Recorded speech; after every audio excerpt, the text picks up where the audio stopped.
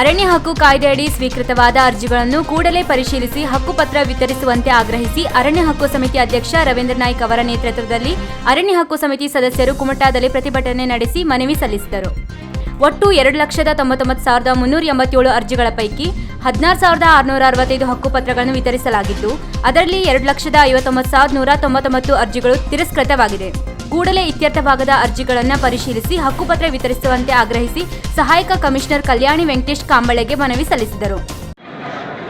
ನೀವೆಲ್ಲ ಅರ್ಜಿಗಳನ್ನು ಹಾಕಿ ಗಣ ಸರ್ಕಾರದ ಮುಖ್ಯ ಕಾರ್ಯದರ್ಶಿಯವರು ನವೆಂಬರ್ 28, 2024ರಂದು ಅರ್ಜಿಗಳನ್ನು ಪುನರ್ ಪರಿಶೀಲನೆ ಮಾಡಲಿಕ್ಕೆ ಒಂದು ನಡವಳಿಕೆಯನ್ನು ಮಾಡಿ ಕರ್ನಾಟಕ ಸರ್ಕಾರದ ಕಾರ್ಯದರ್ಶಿಯಾಗಿರುವ ರಂದೀಪ್ ಸರ್ ಅವರು ನವೆಂಬರ್ 9ರಂದು ಆದೇಶ ಮಾಡಿದ ಪ್ರಕಾರ ಇವತ್ತು ಇಡೀ ರಾಜ್ಯದಲ್ಲಿ ಅರಣ್ಯ ಹಕ್ಕು ಕಾಯ್ದೆಗಳ ಪುನರ್ ಪರಿಶೀಲನೆ ಕಾರ್ಯಗಳು ಜರುಗ್ತಾ ಇದೆ.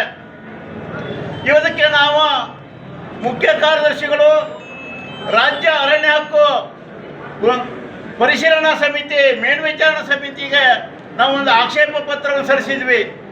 ಅದೇ ರೀತಿ ಕರ್ನಾಟಕದ ಮುಖ್ಯಮಂತ್ರಿಗಳಿಗೂ ಸಹಿತ ನಾವು ಆಕ್ಷೇಪವನ್ನು ಸಲ್ಲಿಸಿದ್ವಿ. ಜಾರಕಿಹೊಳಿ ಸರ್ ಅವರು ಸಹಿತ ಮುಖ್ಯಮಂತ್ರಿಗಳಿಗೆ ಮತ್ತು ಸಂಬಂಧಪಟ್ಟಂಥ ಇಲಾಖೆಗೆ ಪತ್ರವನ್ನು ರವಾನೆ ಮಾಡಿದರು.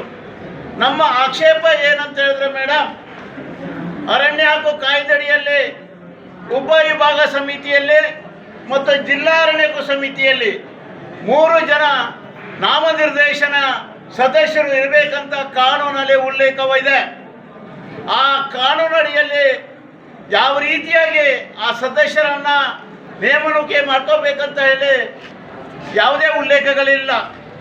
ಹೀಗಾಗಿ 3 ಜನ ಸರ್ಕಾರಿ ಅಧಿಕಾರಿಗಳ ಕ್ಷಮದಲ್ಲಿ 3 ಜನ ನಾಮನಿರ್ದೇಶನ ಅನುಪಸ್ಥಿತಿಯಲ್ಲಿ 6 ಸದಸ್ಯರಲ್ಲಿ 3 ಸದಸ್ಯರು ಗೈರಾಜರಲ್ಲಿ ಅಥವಾ ಉಪಸ್ಥಿತಿ ಇಲ್ಲದೆ ಅರ್ಜಿಗಳು ವಿಚಾರಣೆ ಆಗ್ತಾ ಇದೆ.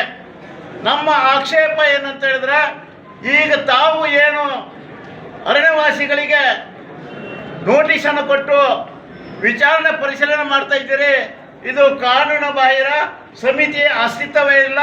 ಈ ಸಮಿತಿಯ ಪ್ರಕ್ರಿಯೆಯನ್ನು ಸ್ಥಗಿತಗೊಳಿಸಬೇಕು ಅಂತ ಹೇಳಿ ನಮ್ಮ ಆಗ್ರಹ ಆಗಿದೆ. ವೀಕ್ಷಕ ಮಹಾಪ್ರಭುಗಳೇ, ನಮ್ಮ ಚಾನಲ್ ಅನ್ನು ಸಬ್ಸ್ಕ್ರೈಬ್ ಮಾಡಿ, ಶೇರ್ ಮಾಡಿ, ಪ್ರೋತ್ಸಾಹಿಸಿ.